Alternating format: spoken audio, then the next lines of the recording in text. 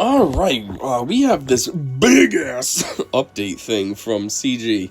As you can see at the top, it says a 25-minute read. 25-minute read! So obviously this thing is huge.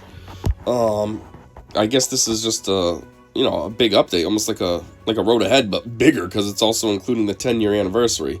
So, even though this thing's going to be huge and very long, per usual, I always, when they have big things like road aheads and stuff, I make highlights. I'll take like the big, let's say, subheaders, and I make them into their own video, which is obviously a lot more easy to digest and enjoy. So, if you don't want to listen to this whole thing, you just go check out those highlights. They're probably uploaded right after this anyways, so you can get the smaller bits. But anyways, if you want the whole thing in one shot, here it is. So, yeah, this is already long enough, so let's just get into it.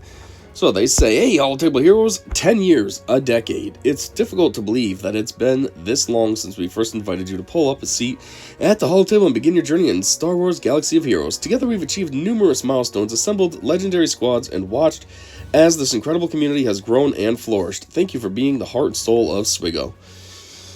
Yeah, and I basically started on day one myself. I've been here the whole time. No, day one I think was sometime around Thanksgiving in 2015, and I started on Christmas Day 2015. We actually went to the theaters and saw Force Awakens, and it's funny because I used to be a big Star Wars fan, and then it kind of fell off, because I was a Star Wars fan in high school, and then I started college, and I got a job, and I had a kid, and just all these life events happened. Well, I say I got a job. I had a job since I was 14, but I mean like a real job. I graduated college and got a job in my field, and like a lot of stuff happened, and I just didn't really care about Star Wars anymore. It wasn't, you know what I mean? It was just like, whatever. It was something I used to like, but now, I'm an adult.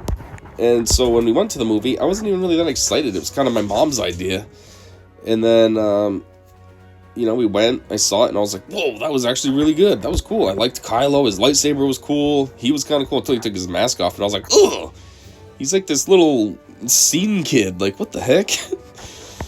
But I liked his abilities, how he stopped the blaster beam in the air, and he was able to freeze people. And that was cool. And so, yeah, it got me right back into Star Wars, and I was like, let's see what they got in the App Store. Any good Star Wars games? And found this one, and yeah, been playing it ever since. So I've been playing this game basically since it was like a month old. I gotta say, I hate the game now, and I wish it would die, because I don't want to quit it, because I put so much time and effort into this thing that just quitting it seems kind of pointless, but I really don't want to play it anymore. But, whatever, I have been, I made this channel, so I guess it is what it is for now. Anyways, also, 10 years when you think about it, like, yeah, that's an achievement to begin with, but when you really stop and break down what 10 years means, like, think about somebody that had, like, a baby in 15. That baby is now a 10-year-old kid, like, in 5th grade. Like, I don't know, when you think about it that way, it's like, wow, that's quite some time. I mean, if you think about it in the context of, like, a dog, dogs usually only live to about 13, 14 years old, which means your dog, if it was born in 2015, would be basically a senior citizen now and only have a few years of life left, which, is kind of sad, but, to put that into another context, like, it's kind of crazy when you think of it in a bigger thing than just a number, like 10 years. Oh, wow, that's a long time, but then you put it into a different context, it's like, whoa! Anyways, to properly honor this momentous 10-year anniversary and set the stage for the next exciting era of the game, we are thrilled to announce a foundational overhaul and the biggest update we've ever made. They say that about everyone. Let's see how big it really is. We're bringing sweeping changes to the structure of the game, designed to revitalize the core experience, enhance progression, and introduce new ways to play. There is a lot of information below, so grab a beverage, find a comfy chair, and enjoy the update notes. Or I guess in this case, you can still grab a beverage and find a comfy chair, maybe have some good headphones, and just, sit back and listen to me chat along. I don't know. Eras. Last year we released episodes, and with them we mentioned this concept called eras. These are Galaxy of Heroes' new seasonal structure. The guiding principles of seasonality can be found at the end of this document. I thought eras was already a thing. They make it sound like it's new. Is this not a thing? I know about episodes, but I thought eras was a subset of episodes. Has it not been released yet? I'm confused at what this is trying to tell us. I don't know. Let's see what this says. Each standard era will consist of 3 episodes per era, 6 marquee units, a journey guide event and associated unit, weekly episode quests, era challenges to test your marquee squads, and multiple pieces of content for all players to enjoy. Yeah, that's basically what they already have. The only thing is maybe not the bottom one. That might be new. I don't know. Yeah, This is how it already is. This is what I thought. Era, and then you have your episodes and blah, blah, blah, blah. Okay. Periodically, we'll have non-standard eras that may only last one episode, or that may not have a journey guide event, but we will communicate about these as they occur. As part of these changes, we are also expanding the availability of episode quests, the episode track, and the episode pass to all players starting at level 10 instead of level 85. Well, you ain't doing that to help anybody out, you're doing that to help yourselves out. The way you see it is, well, yeah, the sooner people can start giving us money, the better. Geez, a level 10 player? That's a person who just started like an hour ago. And now you're going to be putting money into the game? Yeah, somebody that's level 85, they've been playing for at least a month. It gave them time to see what the game's all about, come to hate it, and be like, nah, I ain't giving you money. But a level 10 player, they don't know yet. They're still naive. Oh, yeah, this game's sick. Here's my money, CG. Don't act like this is something good. This is for you, not for us. And I mean, it really isn't for us. Think about it. You know how many players they have that are level 85? Over 10 years, tons and tons and tons of players. So it ain't for us at all. Anyways, players will get a different set of episode quests in each episode depending on their level when the episode starts. So they scale. So I guess you have a lot easier things if you're a newer player than if you're a more veteran player. I guess that makes sense, because otherwise, if you put them all the same, the people that are new aren't going to be able to do any of the things that the veteran players can do. Players who are below level 85 receive a standard set of introductory episode quests. Players at 85 receive the bespoke set of episode quests for that episode. I don't feel like that's a fair way to do this, just based on level. Because you can be level 85 and have like 1 million GP. Like, you're nothing special just because you're level 85. It should go by, like, your GP instead. Like, players at 1 million GP or less have this. Players at 2 million GP or less have this. And then anybody that's 5 million plus GP or something goes by this. Like, that would be more fair than just level 85. Jeez, I said you'd be 1 million GP at level 85. I'm pretty sure level 85 you can be, like, 500,000 GP. Like, you're pretty weak still. And to have the full-on episode quests at that stage, that's ridiculous. You're not going to be able to complete any of them. Anyways, additional character quests will become available for all players at level 20, which is the same level that unlocks marquee events. Additional character quests? Oh, additionally, character quests will become available. What does that mean, character quests? Oh, that means, like, if you get a marquee, right? And then they have, like, stupid things like the galactic challenges. Oh, win the battle with this character present. That must be what that means. Anyhow, a new era has begun. Era of anniversary. New marquees.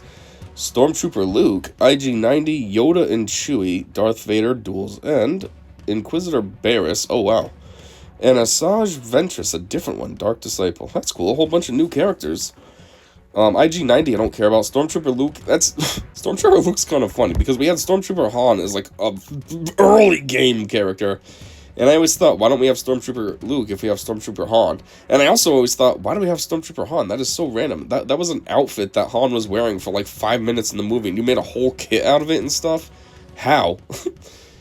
But, okay. And then Yoda and Chewie, that's like from episode 3, when he's at the end, when Order 66 was going on.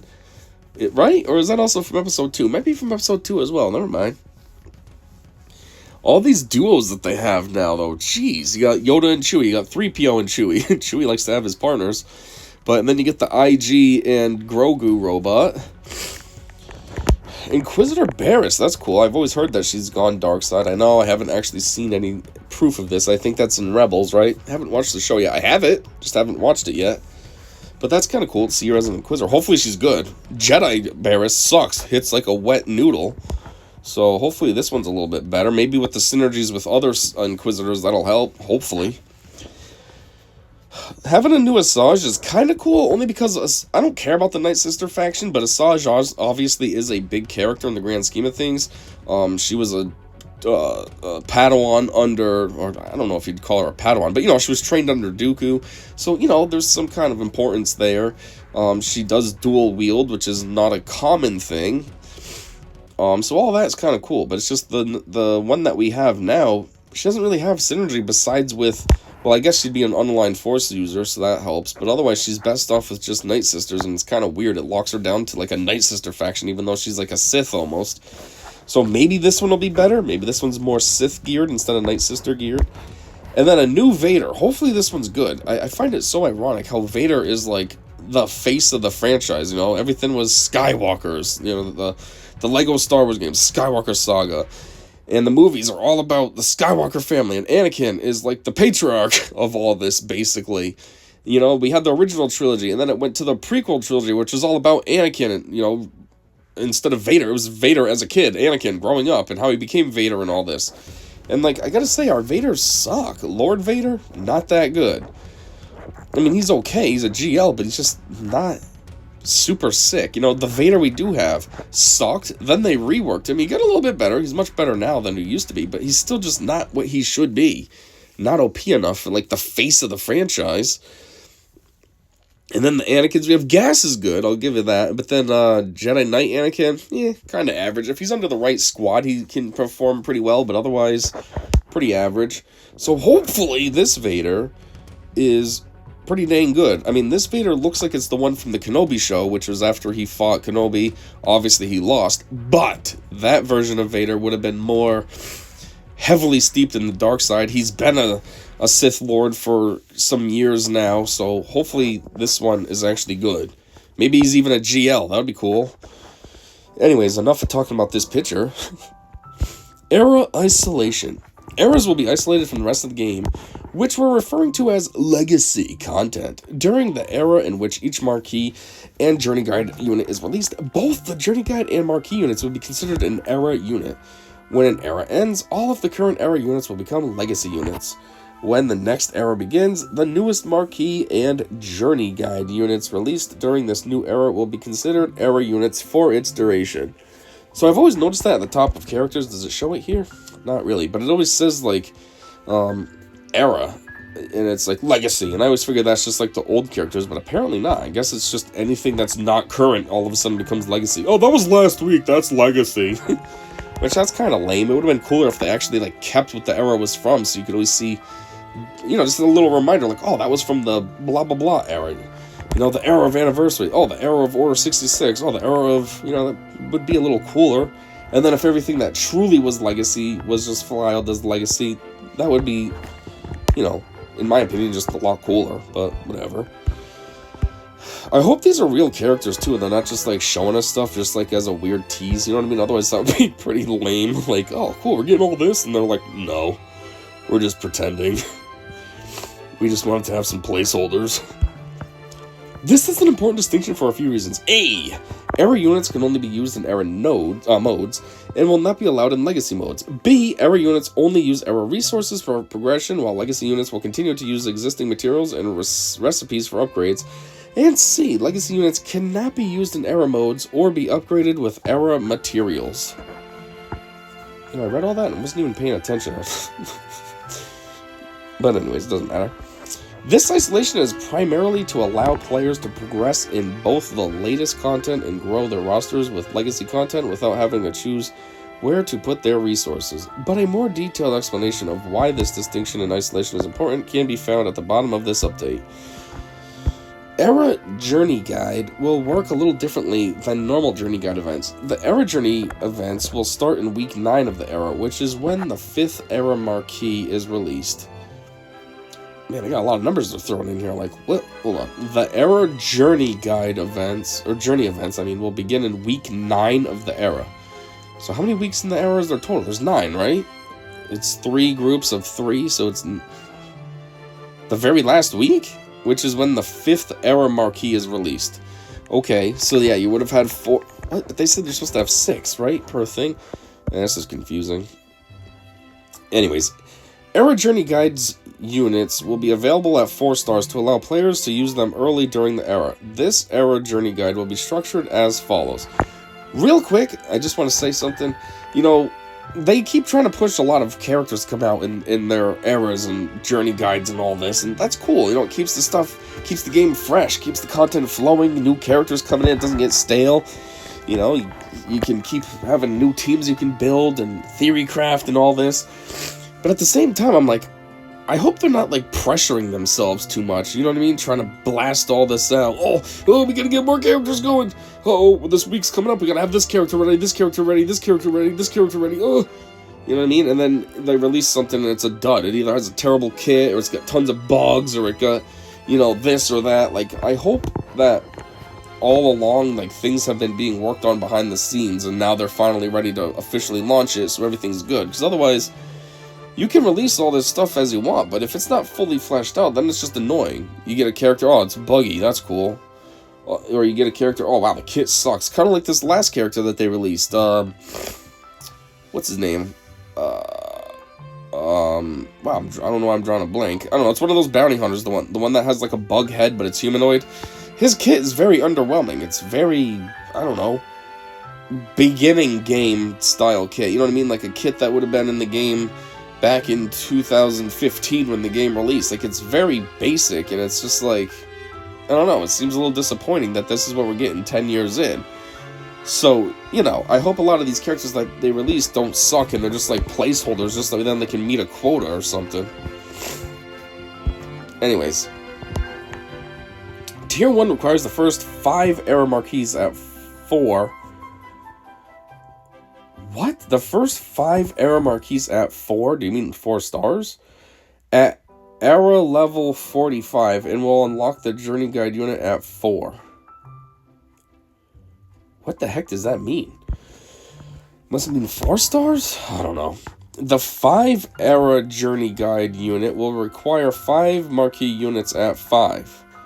The 6-star and 7-star versions of the journey guide will become available when the 6th marquee releases and will require all 6 marquees at 6-star and 7-star respectively.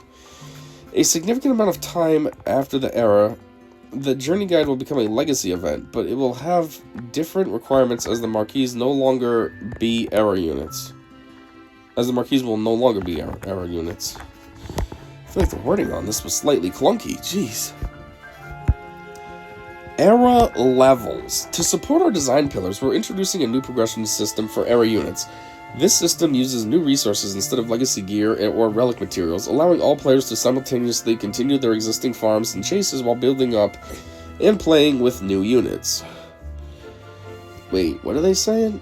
They're going to give us different materials so then you can work on new characters and keep working on old characters? That's cool, because currently it's like you either work on... You can only work on one thing at a time, you know what I mean? So you're either working on something old and you're sacrificing the new, or you're focused on the new thing, but then you got to sacrifice your old stuff, and it doesn't really allow for much progression. So this is saying you can basically do both at the same time. That's sort of cool. What does this got going on? Level up, 1500, this. This is kind of weird, though. So what happens if you don't get the character all the way beefed up? So you have, like, a limited time to work on it while it's in the era marquee thing, but then as soon as it goes live, if you will, then it goes back to regular currency and stuff? Or...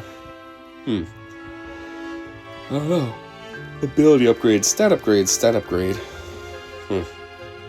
According to this, Stormtrooper Luke is a leader. I mean, I guess. Barely, but I guess. Era levels are a linear progression path that unlocks stats or abilities at each level. Unit stars is another way to power up your era units and are required to upgrade era levels beyond certain levels. 4 stars required for level 66. 5 stars is required for level 76 plus. 6 stars is required for level 86 plus. And 7 stars required for level 91 plus. What is this telling us? Are we getting higher levels finally? I only say finally because that's something that they were, like, regularly doing before.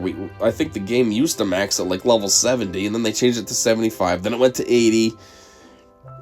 Well, actually, it went from 70 to 75, like, quickly. It was, like, in the first month or two. I wasn't even strong enough to know that there was a change. I just saw, like, an update saying, oh, the characters can now be level 75. And I was like, oh, okay, I didn't know what the max was in the first place. And then it went to level 80, like, after, I don't know, a while. I think I got my characters to level 75 when level 80 released, and then I had to upgrade all of them. And then characters got to level... I mean, yeah, and then after that, they had another update that was, I don't know, a year later or something, that allowed you to go to 85, and then it's just been stagnant all these years. Level 85 has been the max for, like, 6-7 years now. Ugh, I didn't mean that to be the stupid, immature meme either. I was just saying 6 or 7 just in general.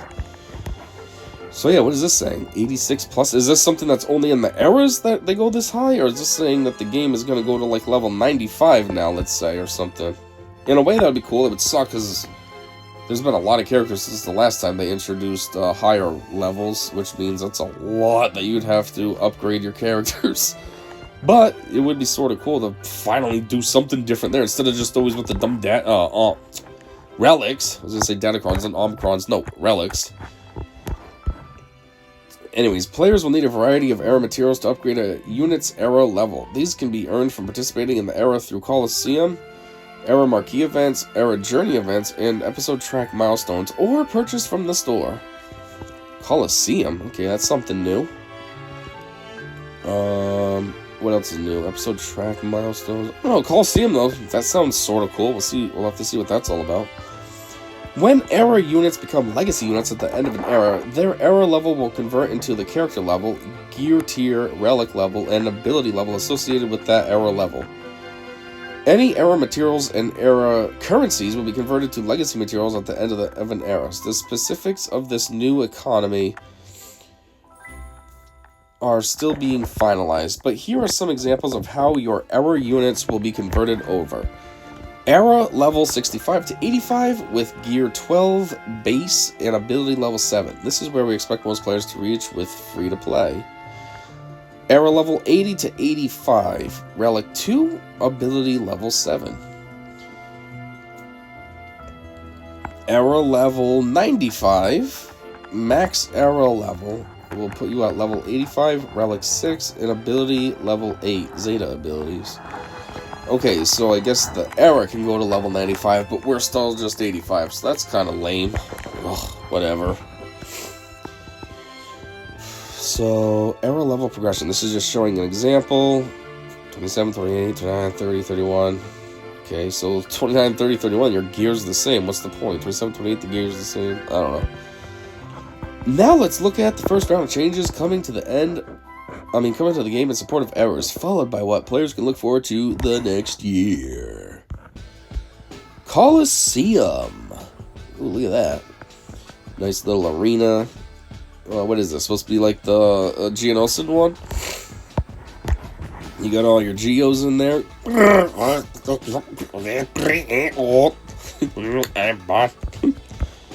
Whoa, what's this thing? What's he called? He's called a Jotaz? Why are they all so weak? Jotaz has a decent amount of health, but like all these characters are weak. Look at them. It's all like these new marquees too, and they're all just weak. Putting them in there and not even having a good power about them. What is this thing? A Jotaz? I never saw this before. He's goofy looking. Coliseum is a new game mode and the first era mode to be added to Star Wars Galaxy of Heroes. Unlocking at player level 10, this game mode pits individual players against formidable foes from the Star Wars universe. Bosses will rotate daily, with players attempting to achieve new high scores each day. These high scores will earn rewards in two ways. One-time rewards for reaching certain score milestones that reset each era, and daily leaderboard rewards competing against other players' high scores for the day. Okay, so one thing I'm thinking about Coliseum right off the bat, this sounds kind of annoying. Like, sometimes there's already too much to do in the game as it is. You know, as somebody who works 2 jobs and, like, you know, I don't have tons of free time to begin with. And, like, when we have like, territory battle going on, and a conquest going on, and a grand arena going on, you got all those things to do, plus your normal dailies, plus whatever other events they have going on. It becomes a lot just with that alone. And now to add in Coliseum, I mean, it says Coliseum changes daily, so it's like, geez, you got all that plus Coliseum. Oh, and another thing too, raid, I forgot about that. Like, that's literally what we have going on right now. A territory battle just started as of this recording, so we have that. We have a conquest that's now finishing up. It's only got a day left, but still. We have Grand Arena going on, and my guild just launched a raid, the Order 66 raid, so I gotta compete in that. So, like, I already have 4 extra things to do on top of the base dailies and bonus energy and stuff, and, like, now there'd be Coliseum as well? Ugh, it's the one thing I don't like about this. Like, it sounds cool to add a new game mode, but then it's like, in practicality, that's just so much more work. The Coliseum leaderboard is one of the primary places to earn the new Relic 10 materials. More on Relic 10 below. Wonderful. Let's just add a new dumb relic tier to the game. Like anybody asked for that. Like I said, it would have been cooler if we got higher levels, like level 95 instead of just 85. No, we get relic 10. Cool, because I know everybody was dying for relic 10. I guess on a positive note, the only thing good about a new relic tier is that it should make going to relic 8 or 9 easier. Because when relic 8 and 9 were introduced, getting to relic 7 became a lot easier. So I'm thinking with relic 10, it should make those easier, even if it just makes relic 8 easier, you know? But at the same time, it just sucks, because if you're somebody that's all maxed out, and you have a bunch of relic 9s, well, now you gotta get them all to relic 10. And if you're somebody that barely has any relic 9s, now you're like, oh, cool, so what do I do? Do I get these characters to relic 10? Do I just stick around with my relic 9s and try to get more characters to relic 9? Like, what do I do? Like me. I only have, what, 7, maybe? Relic 9s, and now they're going to introduce a new relic? Like, cool, thanks, CG. Ugh. Also, they say that there's going to be a different boss daily. Like, is there really that many random characters in the game, or are they just going to kind of rotate? So, like, one day's Jotaz, the next day is something, the next day is something, you know, then, like, the next Monday or whatever, it's Jotaz again, or how's that going to work? You know, are these characters even real in Star Wars, or are they just making up big, bulky creatures? I don't know. Anyways, to support this new leaderboard, players will be randomly assigned to new era shards. These are similar to Squad Arena and Fleet Arena shards, but are completely separate. An era shard is not tied to a player's squad or Fleet Arena shard and will not affect either of those in any way. Players will be randomly assigned to a new shard each era, giving everyone an opportunity to prove their mettle against a variety of opponents. Yeah, sure, it's gonna be like Grand Arena, where it's just a piece of crap game mode, I bet. Oh, these are your enemies? A Jotaz, a Zepho Toon Guardian, a Dryax, and a Pirate ATST. Alright, cool. I guess we know what we have, though. Era Challenges. Era Challenges are another place to use Era units in this release. These will be replacing Galactic Challenges in an effort to help manage how much time players spend completing their daily tasks. What? These will be replacing Galactic Challenges. So what's that mean? Galactic Challenges going away? We're not going to have that anymore? Completing their daily tests? And what are you talking about? The dailies are pretty quick and easy. That takes about 10 minutes. So what are you saying? You're going to cut that down to like 5 minutes? The difficulty tiers are balanced around having era units and squads at certain era levels, and the feats reward those appropriately. Though these will be available during the weeks between marquee releases, and players will have the full week to complete as much as they can do on their own schedule. Okay, but again, someone who's busy like me with 2 jobs and stuff, like, my schedule isn't very flexible or open, so that means I'm not going to get much done, which means I'm not going to get much prizes, so this is going to suck for me. Where if you have somebody like Arnold, who his job is this game, and he can play all day, no problem, he's going to get a ridiculous amount of awesome prizes. Like, that's not fair. Time in game. Time needed to complete all the events and modes daily is an important topic to discuss as part of all these changes. With the addition of Coliseum and managing an era roster on top of your existing roster, it is critical that we ensure the time spent in game doesn't daily increase significantly. We redesigned the systems and the scale of errors to something far more manageable. Okay, so this is looking pretty promising, because I was just complaining about that, how this game takes so much time to begin with. Which I find it ironic, because there was a time where people were complaining, oh, there's not enough to do in the game. This was a few years back now. And they were complaining, saying there wasn't enough. This was before Galactic Challenges even existed, actually. Anyways, they were saying there's not enough to do in the game. It's kind of boring. You log in, do your dailies, maybe do the events, and then that's it. And they're like, I wish we had like a sandbox mode so we could play with our characters and blah, blah, blah. Well, anyways. But for me, somebody who's busy, I feel like there's way too much to do sometimes, and it just takes up a lot of time, and I hate it. So, maybe they've addressed that, so it's not going to get too crazy. So that could be good. Let's see what they have to say. I mean, this little blurb right here was just an intro, so let's see what the details are. For this release, Colosseum is a huge focus, but we were careful to ensure that only a few battles a day are needed to complete most of the era content and advance up the leaderboard. Your score for each Colosseum boss is a high watermark that persists over the era, which means once you achieve your best score, you don't need to keep battling over and over again that day. A new type of event is Era Challenges, which replaces Galactic Challenges. Every other week, players have 7 days to complete Era Challenges and use their newly powered up Era Squads. This should make Era Challenges less time intensive than Galactic Challenges overall. But Galactic Challenges aren't time intensive either. You know what I mean? Like, sometimes they're simple and it's literally one battle that lasts about 5 minutes and you're done. You know, that's not that intense. Other times, it's, maybe it requires 2 battles, so it's 10 minutes, but again, that's not that intense. And they give you, usually, 3 days to do a Galactic Challenge? So, to fit in 10 minutes over 3 days is not that big a deal. I don't really know what they're talking about, how this is gonna be any better, but okay, I don't know. Sure. Also, they say up here that, you know, each score, your score for each Colosseum, blah, blah, blah, so that way then when you achieve your best score, you don't need to keep battling. Well, how do you know when your best score is your best score? You know what I mean? Like, what if one team puts up, let's just say, 1,000,000 points, just for an easy enough number? How do you know that that's your best? How do you not know another team might put up 2,000,000? Like, how are you supposed to know when you are at your best score? Unless they have a benchmark for what the high score is. And then if you reach that, then it's kind of like, oh, congratulations, you win. Otherwise, you know what I mean? How do you know? It almost seems like you'd be guessing. Like, well, I guess 1,000,000's a lot. I don't know. Anyways, lastly, we wanted to reduce some time spent in conquest and territory battles. Oh, please. Territory battles take forever. I do prefer them over territory war, ironically, because territory war is kind of easy. I just set a defense and call it a day. But it just seems kind of boring and pointless. So territory battles I prefer just because it's a little bit funner to actually have something to do rather than just set a defense and call it a day. Also, the Omicrons are a little funner, so I do like to use my Omicrons that I have.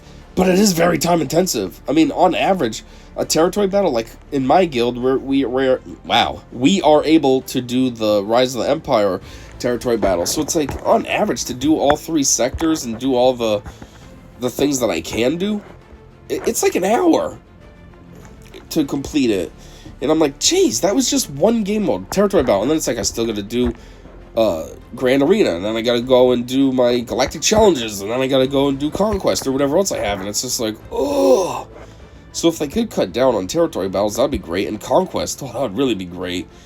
Man, Conquest just takes too long in every regard. It's 13 days long, or 14, I guess, days long. You know, the energy just feels like it refills way too quickly. Like, I'll burn through all my energy, I'm like, okay, good, whew, I'm out of energy. And then before I know it, I'm back to almost full again. I'm like, what? Didn't I just use this up? So yeah, if they want to speed that stuff up, great. So anyways, what do they say? For players who are over-invested in the squads needed for the zone, Relic Delta will make those battles faster and need less micromanaging during the encounters. Relic Delta, that's something that I didn't cover. I wanted to, but I felt like it was already overkill in the market, if you will. All the other channels were talking about it. But just as a quick little recap, Relic Delta was something that CG was thinking about, or I guess is thinking about implementing, that kind of scales your relic level so that when you go up against an enemy, if your relic is higher than them, like, you have a massive advantage. So, like, in Grand Arena, if you have like a Relic 5 or a Relic 7, let's say, and you're going up against a Relic 5, because you're 2 relics higher, then you're going to have like way more power. Like, it's just, the game's going to automatically calculate in more power for you, so you just absolutely dominate over that person. Which on one hand, you know, I think is sort of cool, because that's one thing I always complain about. I'm like, I hate when I'm like Relic 7, and like I lose to like Relic 1s. I'm like, this doesn't even make sense. I put so much more time and effort into beefing my character up. At Relic 7, I should be way stronger. How the F am I losing to a Relic 1? Granted, I might have like a stupid Relic 7 team. It's like Ewoks versus, I don't know what I'd use Ewok as. Let's say Phoenix or something. And I think, oh yeah, my Ewoks should be able to handle these, and they don't. They lose, and it makes me mad. But I'm like, in the grand scheme of like the game, I should be able to dominate. I am significantly stronger. I am 6 relics per character stronger than this team. Why did I lose? So this would make it so that I don't lose. I'm going to be way superiorly OP, which on one hand is good. On the other hand, though, a lot of people were complaining and saying that this Relic Delta kind of takes any fun out of the game because currently, you know, you can theory craft and come up with teams that actually could beat something stronger, especially with Omicrons and everything. And they're like, now, you know, CG's basically going to kill that, so that's not an option anymore. You can't go and you know, take in like a weaker team and have fun with Omicrons and stuff and actually win. So I do see things that way as well, but I don't know. Anyways, it says, in the future, we will continue to examine which modes should be supplanted by the era system, and which ones are the important drivers of your legacy roster that should stay front and center. We are also scrutinizing which areas of the game are not only time-intensive, but become repetitive once mastered. That's a lot of things in this game. This is a space we are continuing to examine and determine if they should be addressed with quality of life changes or removed entirely. More on this in the future as we watch this release closely for how it impacts time spent in the game. You know, they say stuff like that, like, when we watch this closely, but like, they don't watch anything closely. They don't care. Who are you trying to fool, CG? You don't care. Anyways, cantina. Whoa, this is weird looking. What? Hold on. Oh, it's right there. Campaigns is back there on like its own node now. It's not front and center like it used to be. That's kind of strange. Okay. We have long wanted to spice up the cantina with new characters, story elements, tie-ins to current events within Galaxy of Heroes, and more. While our art team is hard at work preparing larger changes, we wanted to put seasonal content front and center. To facilitate this, we've condensed the light side and dark side tables into the cantina battles table and renamed it the campaigns table. So I think this also must include, the cantina battles. And they just call it campaigns now, right? Yeah, duh. We will be continuing the work to modernize our cantina in an update scheduled for next year. When next year? Is it going to be January or is it going to be like July? There's a big difference when you say next year.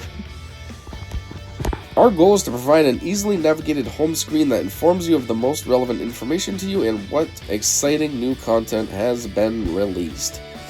Future seasonal content. Oftentimes, players will be building 2 or even 3 squads out of the marquee and journey guide units they unlock during an era, and we want to support player agency in developing those squads. Early next year, we plan to release what we're calling Loaned Units, a system where players will temporarily be granted a variety of additional era units based on legacy units for use in era modes.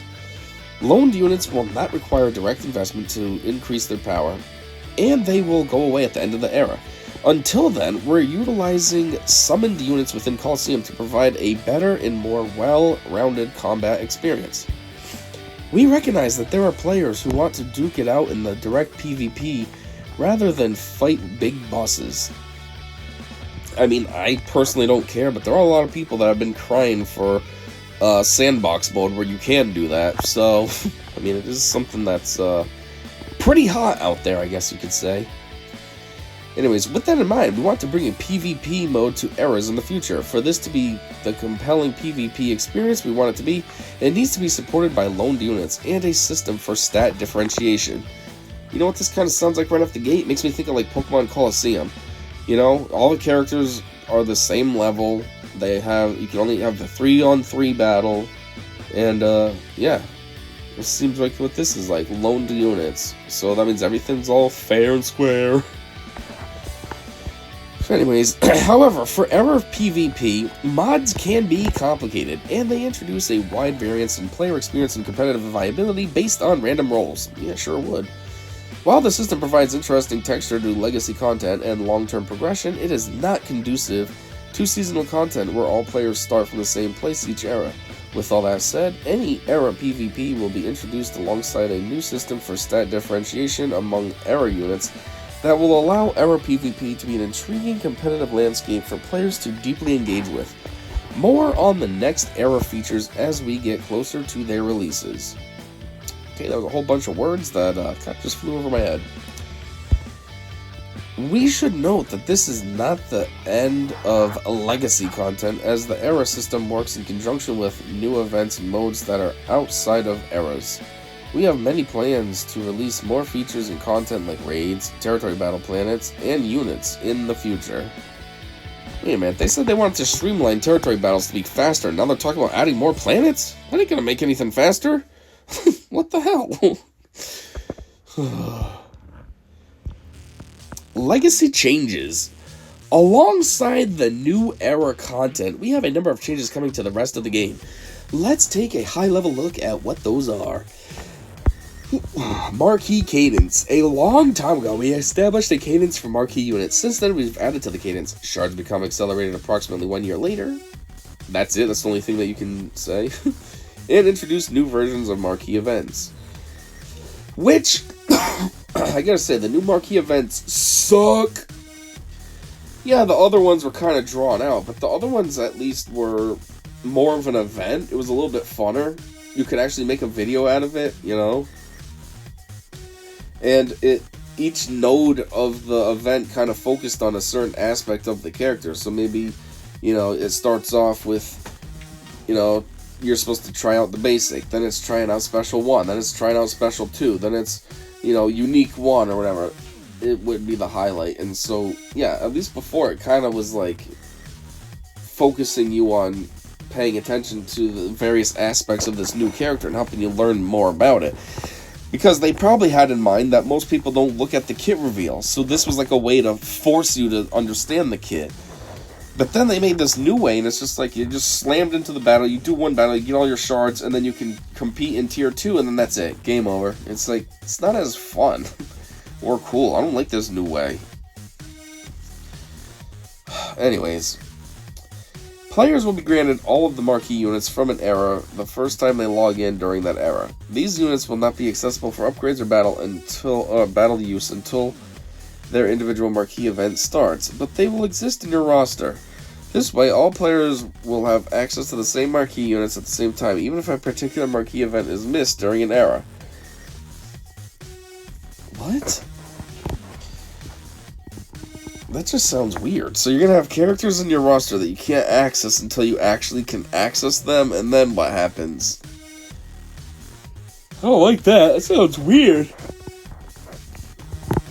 And then it says you can have them temporarily even if you missed a marquee. Well, what happens after?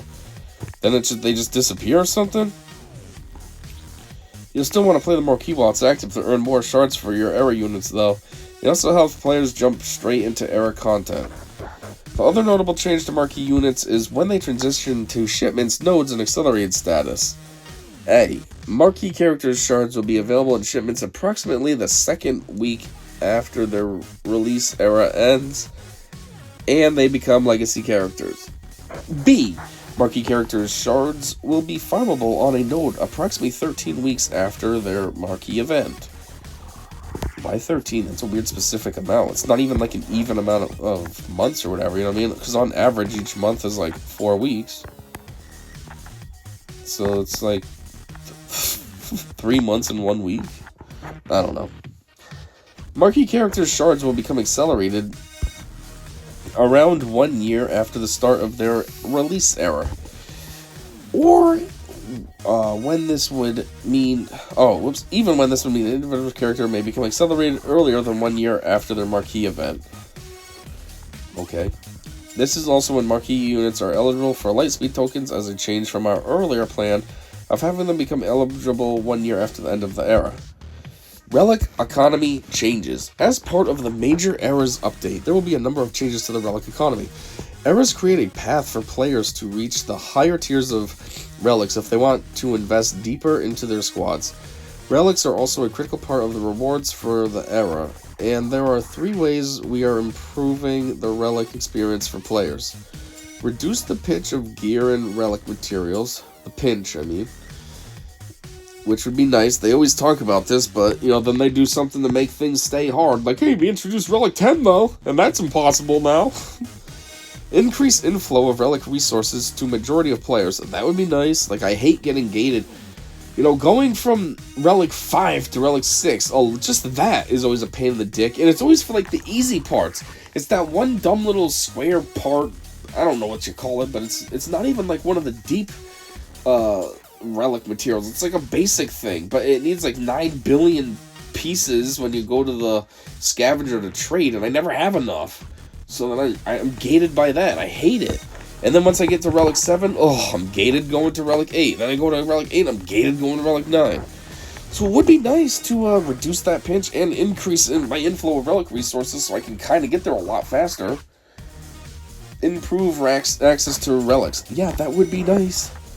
Oh, each one of these gets their own extra highlight. That's good. Reduce the pinch of gear and relic materials. The first way we are reducing some of the relic pressure on your roster is through the changes to eras.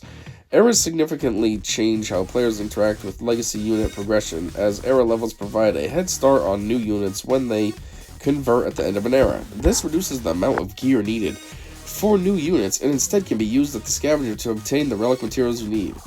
That's actually pretty true. But I feel like a lot of I feel like a lot of that would be like the basic parts for the relic stuff, which I already have hundreds of thousands of pieces to bring to the scavenger. I don't know. We'll see when it's implemented if it does make a difference or not.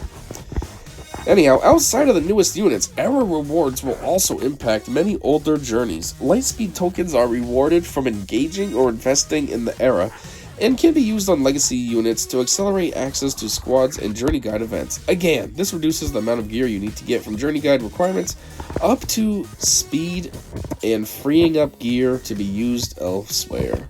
Our goal for eras is to be an efficient way to acquire journey guide units and power up your roster. Additionally, to alleviate some pressure on relic materials for Relic 9, what about Relic 8? We are removing fragmented signal data, chromium transistor, and aurodium heatsink from the Relic 9 recipe. I'm not sure what those are, but at least it's 3 less things you gotta worry about. I'm sure all the real hard pains in the dick are still on the list, though, so it's like, okay, it's still gonna take forever to get there, but... All of these changes combined allow you to use less gear for upgrading units and save gear for the scavenger to get the relics you want faster. Yeah, we'll see. Increase the amount of relic material inflows. While reducing the number of places you need gear, it is important to get more relic materials into players' inventories. This primarily comes from the update to milestones on the free episode track. Relic 1 through 5 materials and Tier 1 through 3 signal data will be replacing existing GC salvage boxes on the free episode track milestone. Players engaging daily in eras will still be able to complete the episode track, and we expect most players to be able to earn these resources monthly. Okay. On top of that, we are updating episode shipments to include items like signal data, fragmented and incomplete. I don't know what signal data is, so players can use their extra episode currency to also boost their relic farms. Okay. Improve access to relics. More resources and less pressure on gear when upgrading characters is great, but without access to more of the important materials to upgrade higher tier relics, players would be unable to utilize these additional resources. With that in mind, the scavenger will be updated with the following changes. 1. New relic material recipes. Arrow magnifiers. Okay, I don't know what this means. MK12 Armortech Tactical Data Prototype Salvage. 9 points, okay. That's very pathetic considering the next thing is 450 points. Oh, that's a whole thing. That's why. It's not the salvage. Okay. Droid brains. This sounds like Relic 8 and Relic 9 stuff. Okay. So yeah, there's some number changes there. I don't really know what it means. I don't know what they currently are, so I can't really say, like, oh, that's great, or, oh, okay, that's pretty average. I don't know. New Relic signal data recipe. Corrupted signal data. Okay, 6, 8, 10, and 145. Sure. In addition to the scavenger, raid shipments have been updated. Electrium Conductor and Zinbittle card are being changed from costing MK3 raid tokens to MK2. That's good, because I only have so much MK3 raid tokens per raid. I mean, literally, I only have like 2,000. And it sucks because I always have to buy so many things using that, and then it's like, I go to the store once, boom, done, and then I have none, and I'm like, great, I gotta wait till the next raid to be able to buy stuff. So this would be helpful. Electrium Conductor costs 75 raid tokens each, and Zimbiddle card costs 100. Well, you know what, raid MK2, I always have plenty of MK2, so that sounds good to me. Carbonate circuit board, bronzium wiring, chromium transistor, and a rhodium heatsink are being changed from MK2 tokens to MK1. That's great too, because MK1 we are always strapped with. I mean, geez, MK1 raid tokens, I always have like 27,000, so this is no problem at all. Yep, let's put it there. So that might actually help. These are like the pains in the dick things that I was talking about. So that'll be good. The goal here is to make these relic materials easier and cheaper to acquire. I mean, it sounds like this actually does seem pretty decent, so I'll take it. Because it's one of these things. Maybe the chromium transistor, I think. That's always a pain in the dick. So that'll be great to get that a lot easier. Updated rarity requirements. The number of stars required for certain relic amplifier levels has been reduced as well. Relic 4 now requires 5 stars, reduced from 6. Relic 5 requires 6 stars, reduced from 7. Relic 6 is now the first relic amplifier level to require 7 stars. That's funny, like they just finally updated that not too long ago. Remember, we were gated at Gear 12 until you were a 7 star, and then they changed it, and now they're reducing it on top of that? Like, geez, you guys are going crazy on this.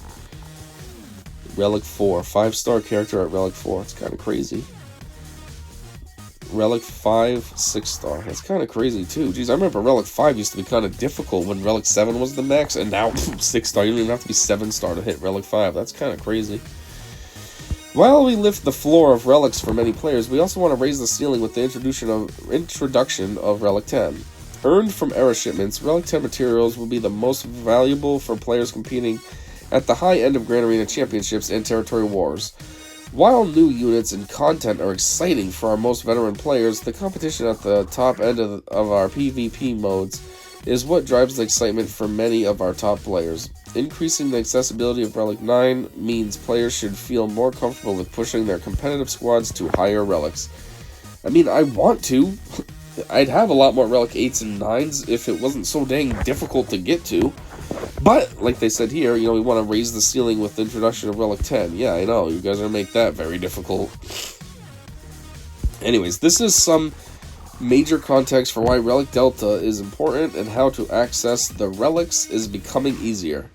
Speaking of which, Relic motherfucking Delta. So I already brushed up on the general idea, what it's all about, what it does, but from their mouths directly, from their fingers, I guess, directly.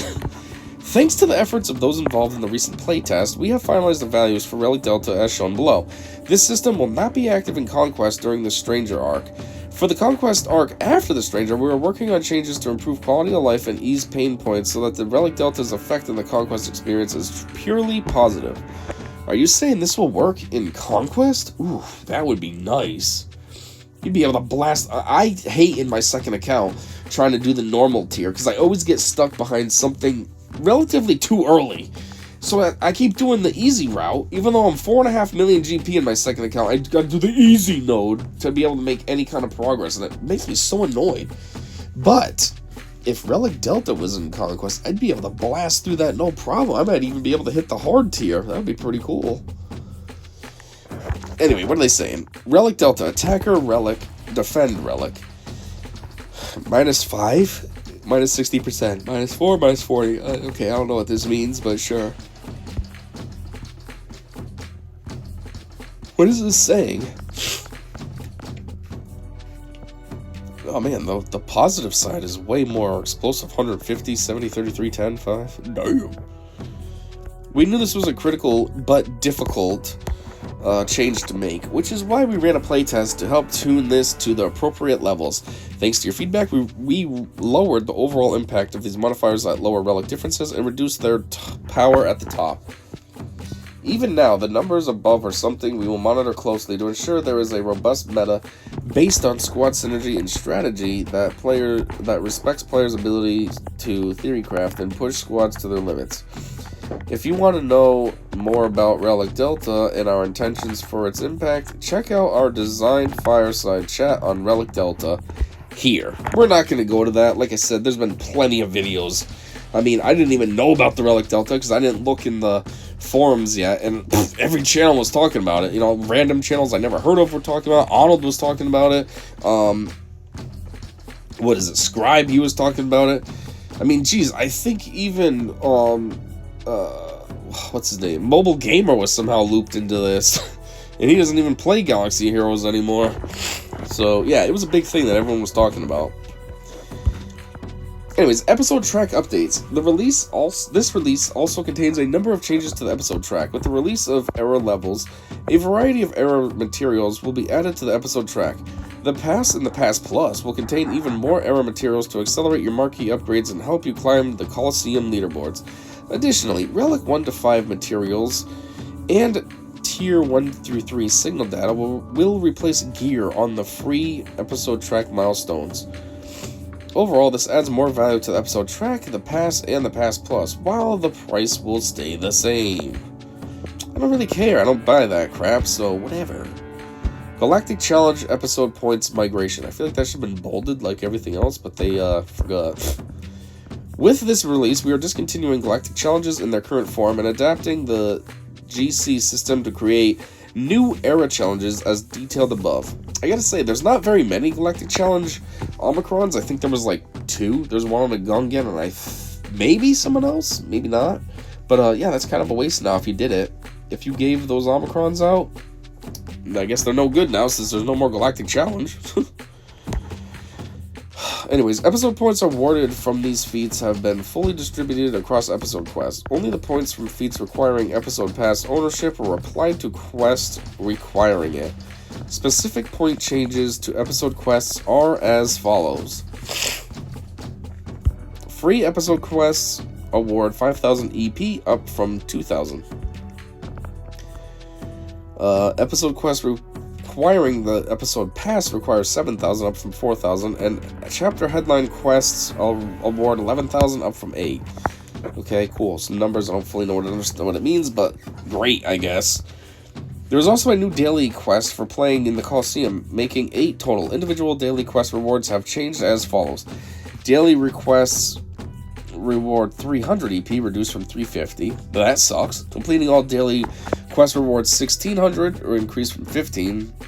Okay, so you're reducing each one by 50, so currently there's 7, so 3,500 reduction overall. And then you're going to give us 100 extra at the end, so 3,400 reduction.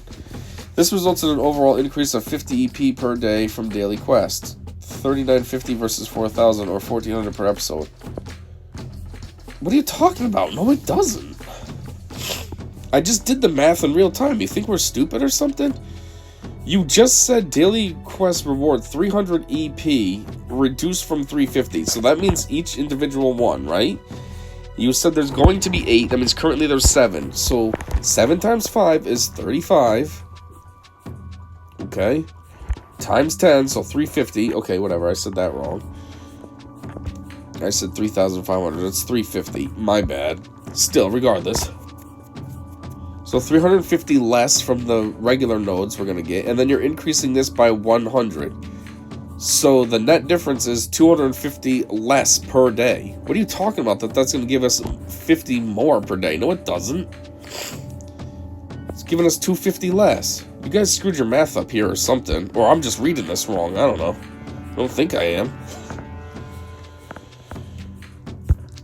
Lightspeed tokens. Lightspeed tokens are kind of a joke. Like, I guess they're supposed to be something that you buy, but it's like, I don't know. A, they give out a free one, but it's so inconsistent on when they give it out. And B, it's always for like random characters that you probably already have worked on because they're like real old legacy stuff. So it's like, alright, cool. Like, I used one recently on, what did I use it on? Some real random character. I think I used it on like Cup. And I'm like, I don't even care about Cup, but I guess I don't have anything else to work on, so here you go, Cup. Congratulations on your upgrade. Anyways, future Lightspeed tokens will have tiers updated to better match current character power levels. These consumables still instantly upgrade characters, but now grant higher gear and relic tiers. Note that this does not affect any existing Lightspeed tokens. Updated tiers. Tier 1, Carbonite, level 85, 3 stars, gear 12, ability level 3. 2, Bronzium, 85, 4 stars, relic 1, ability level 4. 3, Chromium, level 85, 5 stars, relic 3, and ability 5. Tier 4, Rhodium, level 85, 6 stars, relic 5, and ability 6. Tier 5, Kyber, level 85, 7 stars, relic 6, ability level 7. All other upgrades granted by each LST, light speed token, remain the same. The anniversary era. I feel like this is the big thing that they've been trying to get at all along. They've saved the best for last, I guess. I don't know, we'll see.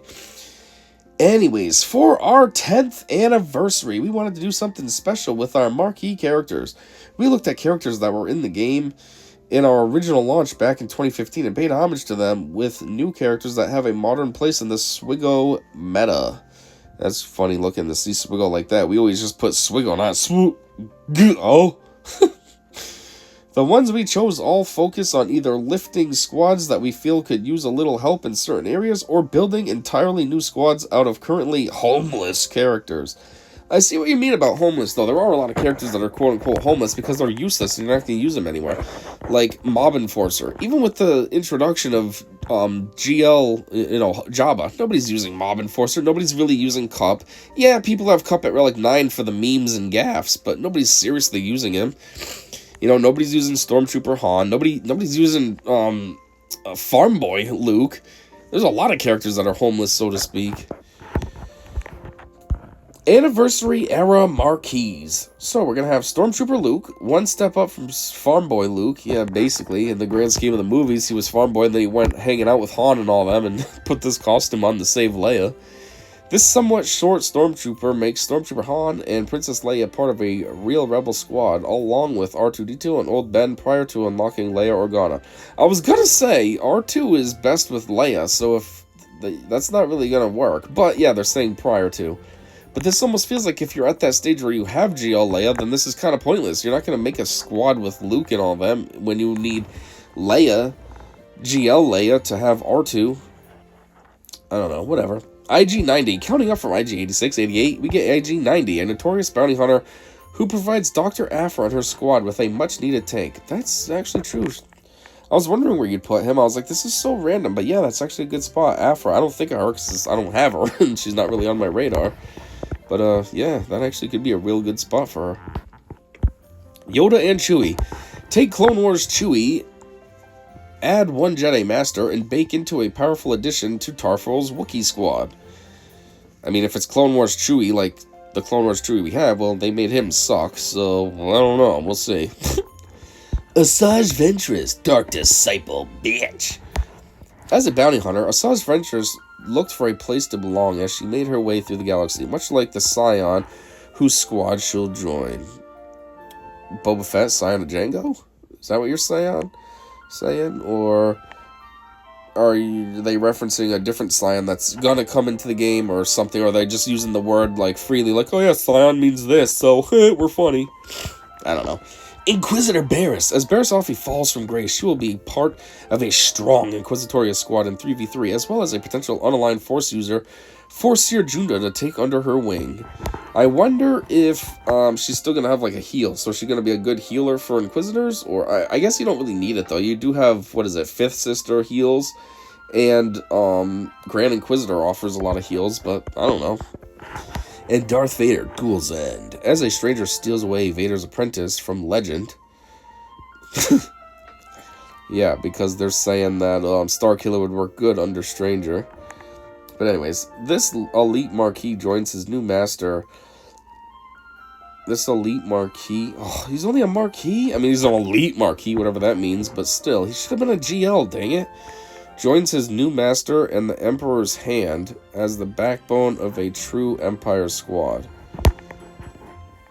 Okay, his new master joins his new master. What does that mean? Are we going to get another Papa Palp as well or something? And Emperor's Hand, is that, what's her name? Mara Jade? Are they saying that those three, like potentially a new Papa Palp, this Vader and Mara Jade would work good together? Whoa. Spider Legs Maul. This was actually kind of creepy. Why did he do this to himself? I guess he wants to just look terrifying. Anniversary Era Journey. Maul hate-fueled. Rebuilding his broken body from scrap metal and pure rage, the former Sith apprentice Maul will seek out a stranger to give him new purpose and lead him in battle. They're putting this Maul under the stranger lead? Come on, that's kind of lame. That doesn't even make sense in the grand scheme of, like, Star Wars in general. Maul is alive way after the stranger exists, and, like, Maul, come on, Maul is, like, a badass on his own, you know? Like, he doesn't need no stupid stranger to lead him. Or come here, instead of saying the dumb words they're saying. Well, anyways, important note. The Era Journey event will now begin with the 5th Marquee Unit's release. This will allow you to unlock the Era Journey Guide unit at 4-star, and you can get enough shards to get to 5-star. When the final Era Marquee unit releases, you can then play the last tiers of the Journey event and get enough shards for 6-star and 7-star. Like their Era Marquee companions, the Era Journey Guide unit also uses Era levels until the Era ends. Alright. Anniversary Era Coliseum Bosses. Dryax, a vicious pair of apex predators from the planet Wayland. Never heard of Wayland. Jotaz, a bulky, ferocious brute from the mysterious planet of Zepho. Pirate ATST, abandoned by the Empire and salvaged by a bloodthirsty crew of pirates. Zepho Tomb Guardians, an emotionless trio recovered from Zepho's Jedi tombs. 10th Anniversary Quest Celebration. What does this mean? They're going to be giving us quests or something to do this time? Normally, like, the celebrations are just a bunch of freebies and stuff, and that's about it. Maybe a bunch of freebies and a bunch of, like, almost every single marquee is available. Not marquee, but, you know, the what are those events called? The assault battles and stuff. I don't know. Let's see what this is all about. Starting with the release of this title update and continuing over the next 6 months. Jeez. We are releasing a series of anniversary quest chains that will appear in all players' journey quest logs starting at player level 10. These quests will take a little longer to complete than a typical journey quest, but will be especially attractive for brand new or returning players, granting lightspeed tokens to accelerate them through unlocking a number of journey guide characters. That said, all players should at least see some benefits from these quests. These quests will remain available until November 17, 2026.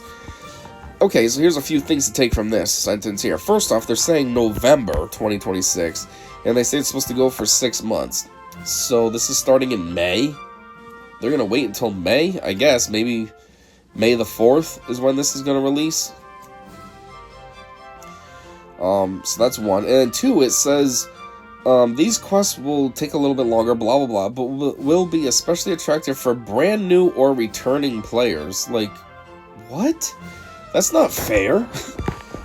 Brand new or returning? So what about us who have been here all along? Like, we don't get any kind of benefit? It's just for the new players or returning players. Like, oh, screw us, right? I mean, geez, to a certain extent, I guess you're even saying screw the whales and krakens? Like, I'm not a fan of whales and krakens because I feel like they make the game worse because CG just caters to them. But it's like, geez, even them, these people that give you tons and tons of money, you don't want to do anything special for them? It's just, oh, new players or returning? Wow, okay. Thanks, CG, you dicks. Anyways, unless otherwise specified, LSTs rewarded in these quest lines upgrade the character to 7 stars and gear 13, aka Relic 0. Yep. With all abilities upgraded to maximum level. This includes Zeta upgrades, but not Omicron upgrades. Below are the total rewards granted by each anniversary quest chain. Quest 1, start date 11/18/2025. What? Okay, this is confusing. They said it was only supposed to go for 6 months, not a year. This is literally a day after they say it's going to end. They said 11/17/2026 is when it ends. This is 11/18/2025 it starts. Like, what? Okay. Harrison Dual LST, Sabine Wren LST, 10 times Zeta abilities, and 3 times Omicron. Alright, and then this one that starts in December is going to be Ezra Chopper, and blah blah blah. This one, oh, Chain 3, or 1C, I guess, requires you to complete 1 and 2. But then you'll get Captain Rex, Rebel LST, what is Rebel? Emperor Palpatine, requires completing final tier in, oh my god. Requires completing final quest and chain to unlock Palpatine. Does not grant star upgrade, but all other upgrades are the same. What the? What? When does this start? This is like 2 weeks later. Quest 2A, Ahsoka, Jedi Knight, blah, blah, blah. Mace. I don't know what this is all about, what this is even telling us. Like, okay. I'm just going to kind of breeze through this. I guess you can pause if you really want to look at the details. I mean, I see why this is only for new and returning players, though. This is all, like, boring stuff that we already have. There's nothing new and special here. Obi-Wan, Stormtrooper Han, don't care. Admiral Akbar and a droid LST, whatever that means, don't care. I have CLS, don't care. Boba, I have it. Bosk, I have him. IG-88, Dengar, have him. Fennec Shan, Bounty Hunter, have him. Chewie, have him.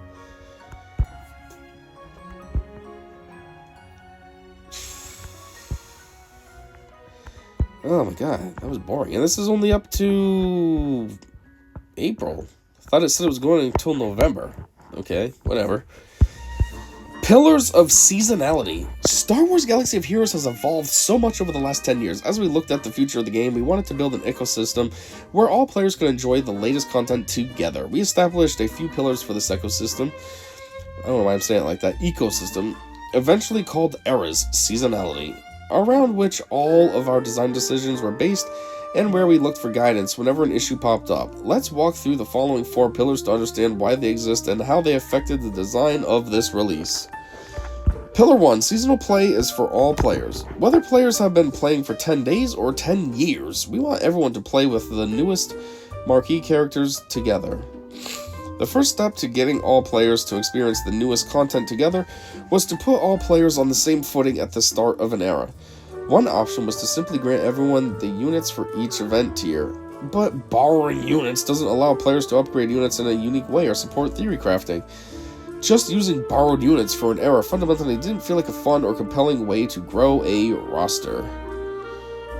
I mean, this is what you're talking about, though, is you're going to give us characters to borrow, right? Now you're making fun of it? Okay.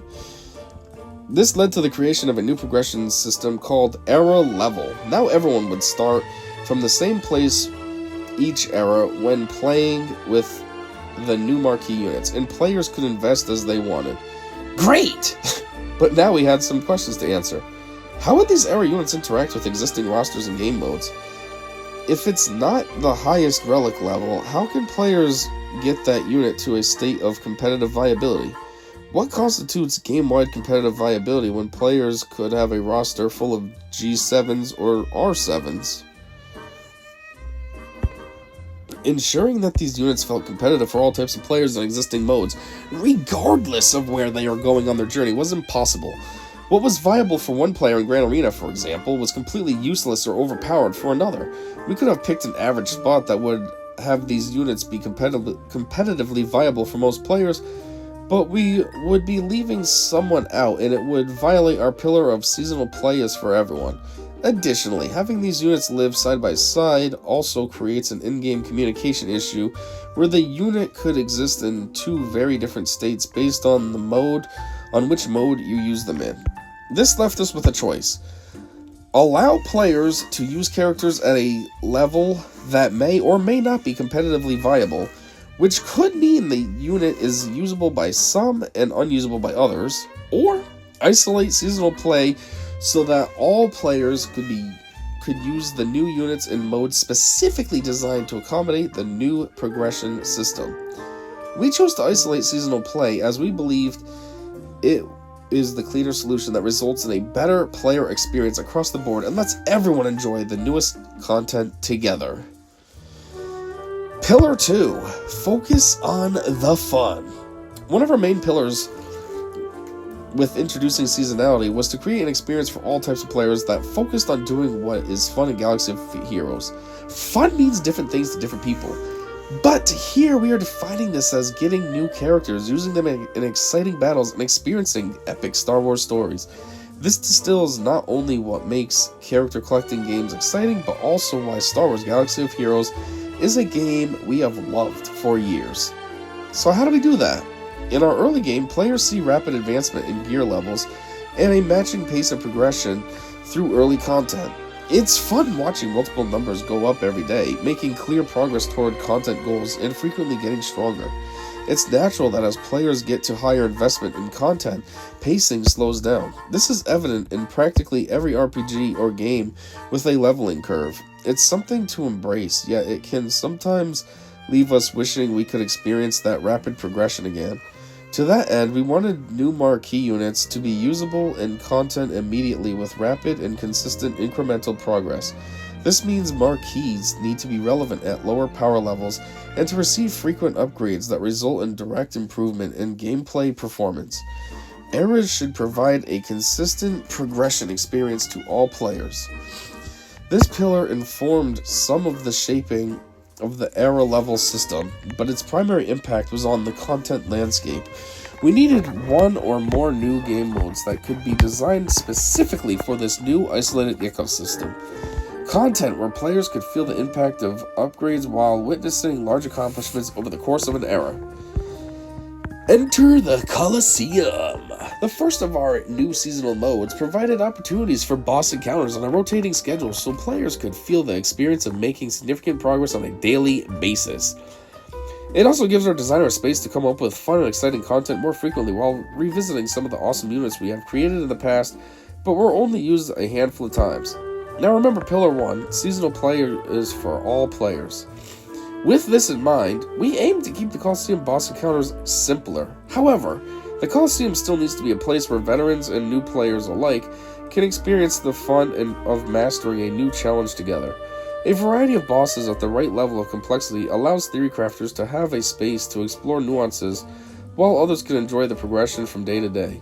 In short, we're aiming to bring the whole community together to have fun. Pillar 3. Tell a Star Wars story. Our love of Star Wars is what brings us together. It's a wonderful universe full of stories we enjoy reading, watching, hearing, and playing. We wanted to make sure that, through Eras, we were providing deep, immersive stories and rich narrative experiences for players. Except for when he added pirates. Nobody cared about that, nobody liked it, everyone talked crap about it, and it was just pretty stupid and lame. While the Colosseum provides some narrative elements, we want to do more. The cantina and the overall game needed to evolve to better support the Star Wars stories we want to tell. This is arguably our largest update ever to the game, and yet it doesn't contain nearly all of the stuff we wanted to build for you, our players. We have much more in store for Eras in the future, and that's what we want to continue to grow with. And that's where we want to continue to grow this pillar with more story-driven content. Pillar 4. Wow, there's a lot of pillars. Jeez. Eras are the most efficient path for player progress. This pillar has been a top priority as we've developed these systems. At every turn, we kept asking, how is this helping players grow their roster?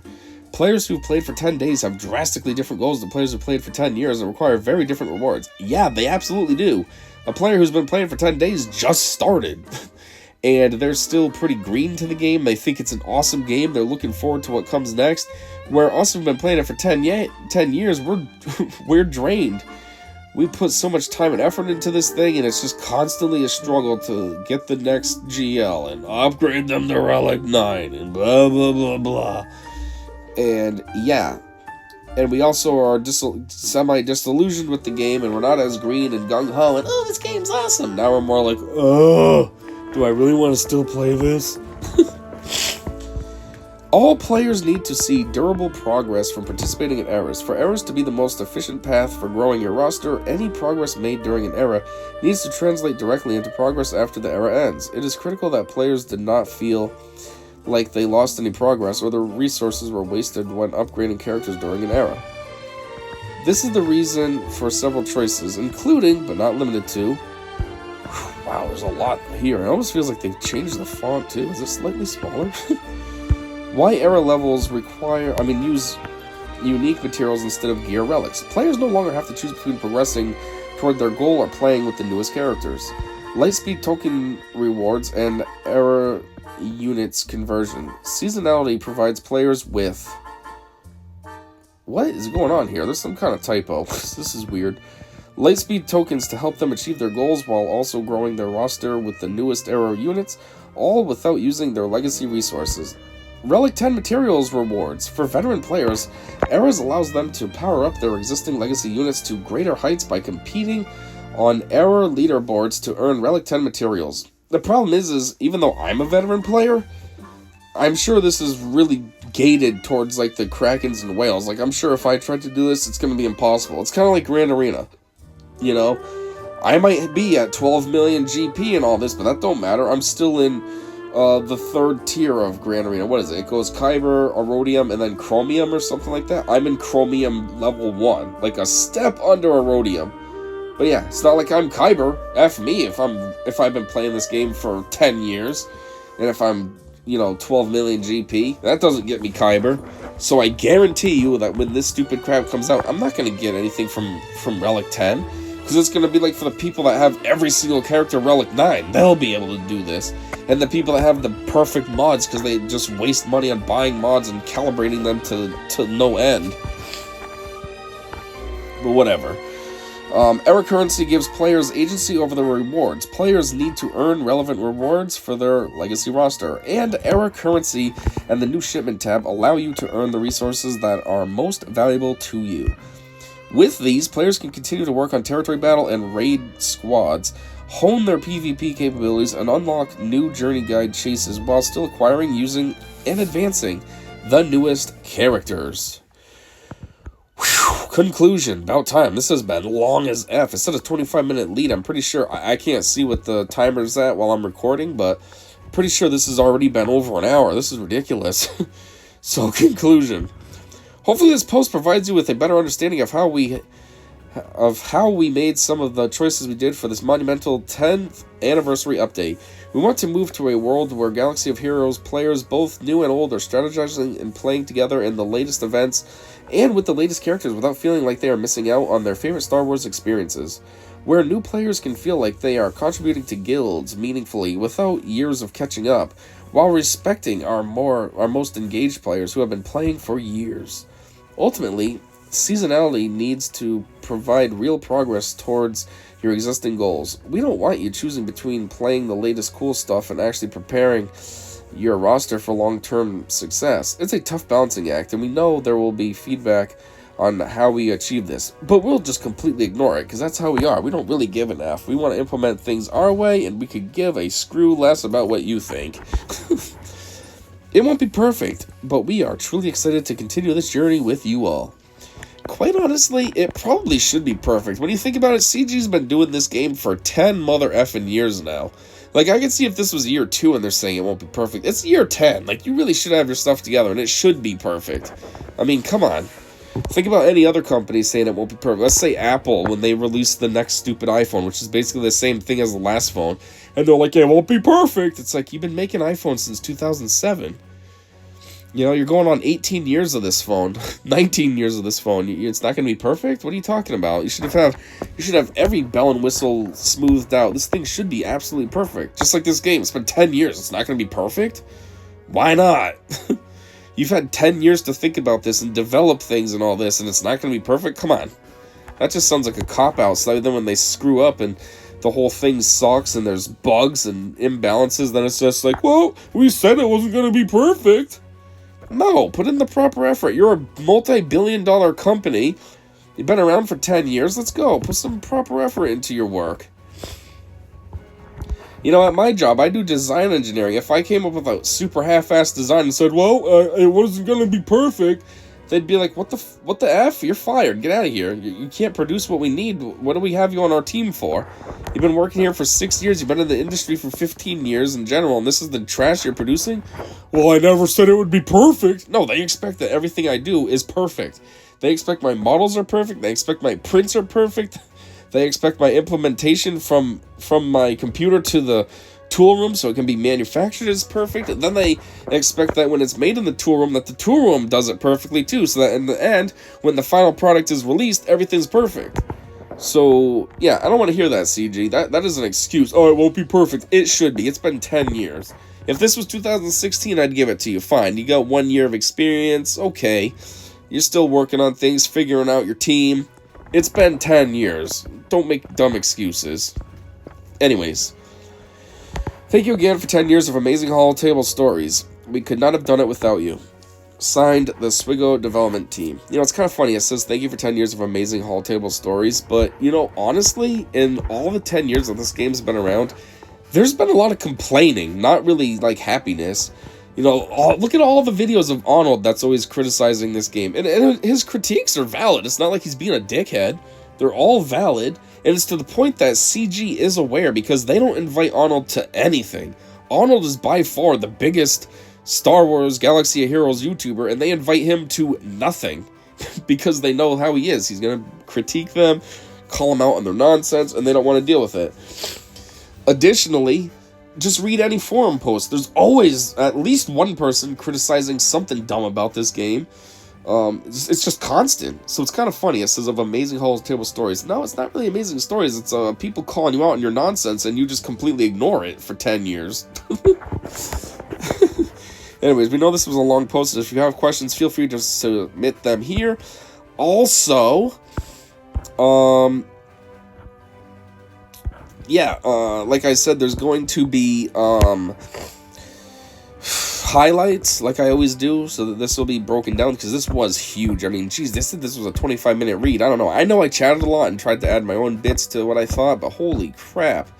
This is like well over an hour. This was not no 25 minutes. So, anyways, yeah, there's definitely going to be highlights, so just take a look at those so you can get, like, the bites instead. I mean, I guess if you listen to this whole thing and you hear this now, then never mind. You don't need the bites, but I'm just saying this in general. I don't know. It just does like an outro. Well, anyways, I guess that's it. So, thanks for checking this out with me, and until next time, I said see ya.